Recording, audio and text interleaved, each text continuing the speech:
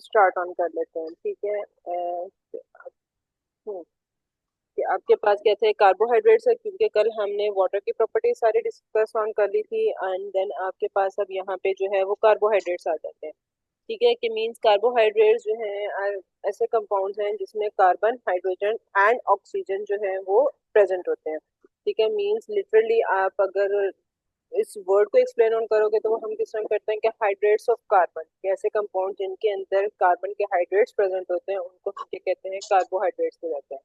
Means carbon associate होता है किसके साथ, वाटर के साथ, ठीक है। और ये हमारे पास जो है एक कार्बोहाइड्रेट जो है ये एक ऑर्गेनिक बायोमोलिक्यूल्स है, ठीक है। और इसका जो जनरल फॉर्मूला आपके पास आ जाता है वो आ जाता है CnH2n, H2O और N, ठीक है। कि Cn है वाटर है एंड देन उसके नंबर्स आ जाते हैं, वेर N क्या है, नंबर ऑफ कार्बन एटम्स है and number of water molecules है, कि कितने नंबर ऑफ कार्बन यूज होगा तो कितने नंबर ऑफ यहाँ पे वाटर उसके साथ लिंक ऑन करेगा। जैसे फॉर एग्जांपल हमारे पास मोलिकुलर फार्मूला आ जाता है ग्लूकोज का, जिसमें 6 हमारे पास जो है वो कार्बन के नंबर आ जाते हैं और 6 ही हमारे पास जो है वो वाटर के मोलिक्यूल्स आ जाते हैं।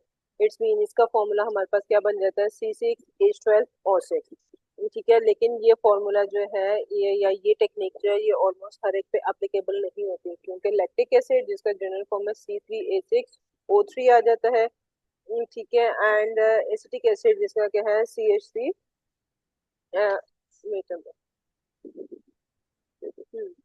CH2H1AR जो है ये हमारे पास कार्बोहाइड्रेट्स नहीं आते, ठीक है। जैसे एसिटिक एसिड को या लैक्टिक एसिड को आप कार्बोहाइड्रेट में कंसिडर नहीं कर सकते, हालांकि इनके अंदर भी सेम हाइड्रोजन, कार्बन, हाइड्रोजन और ऑक्सीजन प्रेजेंट है, लेकिन ये जो दोनों चीजें क्या हैं ये डिफरेंट है, ये एसिड्स में आ जाती है, ठीक है। जबकि रेनासोम्स जो है C6H12O एंड डीऑक्सी जो है ये कार्बोहाइड्रेट्स हैं और उनके ऊपर भी सेम इसी तरह का फॉर्मूला जो है वो अप्लाई ऑन नहीं होता, ठीक हो गया। क्योंकि यहाँ पे हमारे पास एक वाटर मॉलिक्यूल जो ऑक्सीजन जो है या वाटर मॉलिक्यूल वो लिबरेट होने देता है, जिस तरह हम जनरल फॉर्मूला कर रहे हैं अपना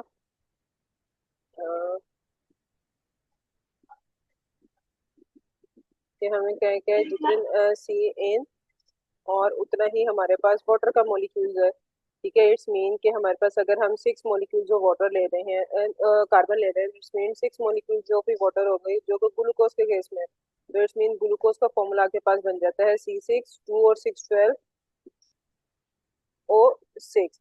लेकिन ये टेक्निक जो है ये हर एक के ऊपर एप्लीकेबल नहीं होती, ठीक है। कुछ आपके पास कार्बन के कंपाउंड्स हैं जिनके अंदर कार्बन, हाइड्रोजन और ऑक्सीजन प्रेजेंट है, but they are not carbohydrates, ठीक है। जैसे एसिटिक एसिड और लैक्टिक एसिड का दे दिया, ठीक है। इसी तरह एक अनदर कंपाउंड है जैसे राइनोसोम्स है या डीऑक्सीराइबोज है, ठीक है। वो भी कार्बोहाइड्रेट है लेकिन उनके ऊपर भी ये टेक्निक अप्लाई नहीं होती, क्योंकि यहाँ पे आप देखो अगर हम सेम टेक्निक अप्लाई करते हैं CnH2O और N, ठीक है। अगर हम यहाँ पे जैसे डीऑक्सीराइबोज का 5 कार्बन है, ठीक है, तो अगर 5 आप अप्लाई करो तो H2O and 5 अगेन, तो ये आपके पास C5H, सॉरी यहाँ पे H10O5 बन जाता है, ठीक है। लेकिन ये जो है ये आपके पास डीऑक्सीराइबोज का फॉर्मूला, डीऑक्सीराइबोज का मतलब क्या होता है कि एक ऑक्सीजन जो है वो उसमें से मिसिंग होता है। जब आप DNA का और RNA का स्ट्रक्चर देखते हो तो वहां पे आप देखते हो डीऑक्सीराइबोज का, ठीक है। ये राइबोज 2 का बन जाता है, तो वो आपके पास क्या आ जाता है, C5H10O4 जो है वो फॉर्मूला आ जाता है, ठीक है। ठीक है, मीन्स हैंस कार्बोहाइड्रेट को अब हम केमिकली इस तरह डिफाइन कर सकते हैं कि ऐसे organic compound that are either polyhydroxy aldehyde, ठीक है, और पॉलीहाइड्रोक्सी कीटोन्स, ये दो वर्ड्स आपने याद रखने हैं कि ऐसे ऑर्गेनिक कंपाउंड जिनके अंदर या तो पॉलीहाइड्रोक्सी एल्डिहाइड होंगे या पॉलीहाइड्रोक्सी कीटोन्स होंगे, ठीक है। और उनके कॉम्प्लेक्स डेरिवेटिव्स होंगे, ठीक है, जो कि हाइड्रोलिसिस में जाके जो है वो क्या बना देते हैं, एल्डिहाइड और कीटोन जो है या दोनों एट द एंड जो है वो लिबरेट ऑन हो जाता है। जैसे आपके पास क्या एल्डिहाइड में मींस आपके पास ये फॉर्मूला एल्डिहाइड का था C डबल बॉन्ड O, और एक साइड पे H होता है और एक साइड पे आपके पास अल्काइल ग्रुप होता है, जबकि कीटोन में हमारे पास दोनों साइड पे जो है वो क्या होते हैं, अल्काइल ग्रुप होते हैं और कार्बोनाइल ग्रुप होता है, ठीक है। तो कार्बोहाइड्रेट्स को आप किस तरह डिफाइन कर रहे हो कि organic compound that are either polyhydroxy, ठीक है। कि यहाँ पे अगर आप देखो तो आपके पास मल्टीपल हाइड्रोक्सल ग्रुप प्रेजेंट है जिसको आप कहते हैं पॉलीहाइड्रोक्सी एल्डिहाइड या पॉलीहाइड्रोक्सी कीटोन्स, ठीक है। और उनके कॉम्प्लेक्स डेरिवेटिव्स जो कि हाइड्रोलिसिस जब होती है उनकी, तो वो क्या बना देते हैं, पॉलीहाइड्रोल्डिहाइड या पॉलीहाइड्रो कीटोन्स बना देते हैं, या दोनों साथ साथ बना देते हैं। तो ऐसे कंपाउंड्स को आप क्या कहते हो, कार्बोहाइड्रेट्स कहते हो। ठीक हो गया, ये आपके पास जो है कार्बोहाइड्रेट्स का आ गया। क्लियर, जनरल डेफिनेशन आ जाती है। ठीक है, उसके बाद आपके पास यहाँ पे हमारे पास नीचे क्या आ जाता है, क्लासिफिकेशन ऑफ कार्बोहाइड्रेट के। कार्बोहाइड्रेट्स को आप किस तरह क्लासिफाई करते हो? तो कार्बोहाइड्रेट को हम क्लासिफाई करते हैं, मींस कार्बोहाइड्रेट को कॉमनली नोन एज शुगर या सैकराइड्स आप उसे कहते हो। ठीक है, ऑलमोस्ट फेमिलियर कार्बोहाइड्रेट जो हमारे पास है, मींस आप किसे कहते हैं, स्वीट इन टेस्ट कहते हो। ठीक है, या हम इन अनदर वर्ड भी कहते हैं कि जब हमारी बॉडी को क्विक सोर्स ऑफ एनर्जी चाहिए होती है तो वो कार्बोहाइड्रेट ब्रेक डाउन करते हैं, क्योंकि कार्बोहाइड्रेट्स जो है वो basically sugar sweet in taste होते हैं। वर्ड सैकराइड जो है वो ड्राइव हो रहा है ग्रीक वर्ड जिसका क्या मतलब है, सैकरॉन्स, विच मीन शुगर। अब क्लास हम जो आपके पास आ जाते हैं कार्बोहाइड्रेट, उसको हम क्लासिफाई करते हैं on the basis of the presence of saccharide, यानी कि कितना शुगर मॉलिक्यूल जो है वो उसके अंदर प्रेजेंट है, उस बेस के ऊपर जो है वो हम कार्बोहाइड्रेट्स को क्लासिफाई करते हैं। अगर तो एक शुगर ग्रुप प्रेजेंट है तो इट्स मीन उसको हम डीलोन करते हैं मोनोसैकराइड्स के अंदर।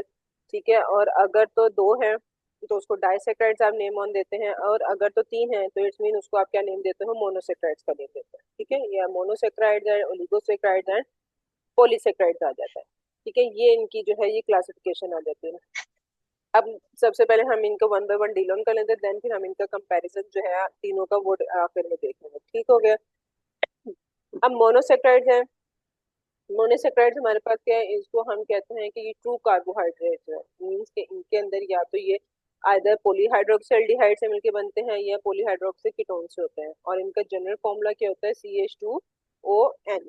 ठीक है, जबकि N क्या है, नंबर ऑफ कार्बन एटम्स आ जाता है, ये नंबर ऑफ वाटर मॉलिक्यूल्स आ जाते हैं, और इनकी रेंज जो है वो अप्रोक्सीमेटली 3 to 7, यानी कि थर्ड 3 कार्बन से लेकर कार्बन नंबर 7 तक जो है आपके पास मोनोसैकराइड्स आ जाते हैं। अब जितने भी कार्बन आइटम मोनोसैकराइड्स के अंदर होते हैं एक्सेप्ट वन, उनके साथ सबके साथ जो है वो हाइड्रोक्सिल ग्रुप अटैच होता है, जबकि रिमेनिंग के साथ जो होता है वो कार्बन इज आइदर द या तो वो एल्डिहाइड का पार्ट होता है या कीटोन का पार्ट होता है। ठीक है, इनमें से किसी, अगर हम यहाँ पे आपकी एग्जांपल नोन देखें,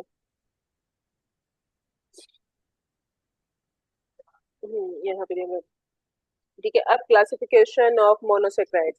ठीक है, कि मोनोसैकराइड्स को आप किस तरह आगे क्लासिफाई करते हो, तो वो हम करते हैं on the basis of their functional group and number of carbon atom. तो उनका फंक्शनल ग्रुप क्या है और नंबर ऑफ कार्बन एटम कितने हैं, उस बेस पे हम मोनोसैकराइड्स को जो है वो क्लासिफाई कर लेते हैं। अगर तो मोनोसैकराइड्स के अंदर एल्डिहाइडिक ग्रुप है, ठीक है, तो उसको हम कहते हैं एल्डोज शुगर। ठीक है, और अगर तो कीटोन ग्रुप प्रेजेंट है उसके फंक्शनल ग्रुप, तो उसको हम कहते हैं कीटोज शुगर। ठीक है, और उसके साथ साथ हम मोनोसैकराइड को क्लासिफाई करते हैं फाइव, अगर कार्बन बेसिस पे करने हैं तो हमारे पास 5 कार्बन जो है वो आपके पास मोनोसैकराइड्स आ जाते हैं, जैसे ट्रायोसिस, क्योंकि हमने क्या है कार्बन नंबर 3 से लेकर कार्बन नंबर 7 तक जो है वो हमारे पास मोनोसैकराइड्स में आते हैं। इसमें ट्रायोसिस, टेट्रोसिस, पेंटोसिस, हेक्सोसिस और हेप्टोसिस जो है ये हमारे पास मोनोसैकराइड की क्लासिफिकेशन में आ जाते हैं। ठीक है, अब अगर इनकी हम देखेंगे एग्जाम्पल्स देखें और इनके फंक्शन देखें, तो ट्रायोसिस जो है इसमें 3 कार्बन है, और इसके अंदर एल्डोज शुगर कौन सी है, ग्लिसरॉल्डिहाइड है। ठीक है, और अगर कीटोज शुगर के अकॉर्डिंगली बात करें तो उसका नेम क्या है, डाईहाइड्रो ऑक्सी एसीटोन। और ये फंक्शन कहाँ पे प्ले ऑन कर रहा है कि ये इंटरमीडिएट है between photosynthesis and cellular respiration. ठीक है, कि ये फोटोसिंथेसिस और सेलुलर रेस्पिरेशन के बीच में एज अ इंटरमीडिएटर काम करता है। ठीक है, फिर उसके बाद टेट्रोसिस है, और इसका ये क्या है कि ये इंटरमीडिएट है इन बैक्टीरियल फोटोसिंथेसिस के बीच में। ठीक है, फिर पेंटोज शुगर है। ठीक है, ये जैसे राइबोज है या डीऑक्सी राइबोज है। ठीक है, अब यहाँ पे हमने जो उस जनरल फार्मूला के अकॉर्डिंगली फार्मूला फाइंड आउट किया था वो राइबोज का था, और अगर उसमें से एक ऑक्सीजन हम मिस ऑन कर कट डाउन कर देते तो वो आपके पास स्ट्रक्चर डीऑक्सी राइबोज का बन जाता है। ठीक है, और हमें पता है राइबोज और डीऑक्सी राइबोज जो है ये दोनों हमारे पास आरएनए और डीएनए के कंपोनेंट्स आ जाते हैं, जबकि राइबोलोज जो है जैसे कीटोज शुगर है, ये ठीक है, ये क्या है, इंटरमीडिएट है इन फोटोसिंथेसिस के अंदर। ठीक है, फिर इसी तरह हेक्सोसिस है। अगर तो हेक्सोस में एल्डिहाइडिक ग्रुप है तो उसको आप क्या कहते हैं ग्लूकोज या गैलेक्टोज आ जाता है, और अगर तो कीटोन ग्रुप प्रेजेंट है तो वो हमारे पास वहाँ पे फ्रक्टोज की एग्जांपल आ जाते हैं। लेकिन इनका जनरल फॉर्मूला है, जैसे आप एम्पिरिकल